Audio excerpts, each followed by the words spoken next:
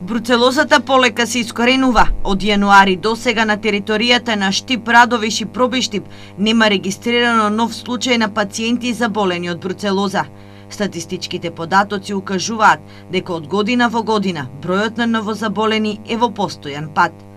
Координативната работа на епидемиолозите со ветеринарните лекари како и соработката со населението од целата во Плачковичкиот регион придонесе полека да се искорени оваа болест, но и покрај ова инфектолозите алармираат граѓаните да не консумираат термичко необработено млеко, како и сирења од сомнително потекло.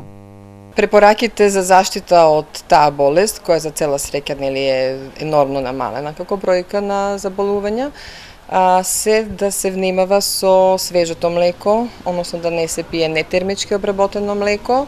да не се јадат млечни производи кои немат поминато периодот на ферментација, односно не помалку од 3 месеца за сирењето, а секако и препораката дека сето тоа што се чува во фрижидер на ниска температура, па и во ладилник, значи не е сигурно, значи пак треба термички да се обработи и месото и млекото. Енормно потење, зглобни и мускулни болки се главните симптоми кои укажуваат дека пациентот е заболен од бруцелоза. Бруцелозата има симптоми кои за цела среќа ние добро ги научивме сите лекари, така да и општите доктори се многу едуцирани за препознавање на симптомите на бруцелозата, а тоа се секоја фебрилност што трае подолго време, како пролонгирана температура, понатаму енормно потење,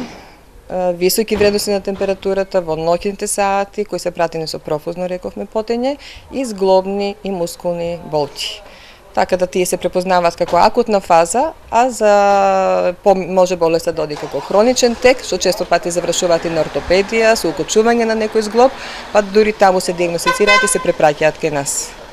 Клучно за превенцијата и искоренувањето на болеста е вакцинацијата на добитокот, возрастните, грла и подмладокот, што масовно почна од 2008 година, како идентификација на животните, која овозможи следење на нивното движење.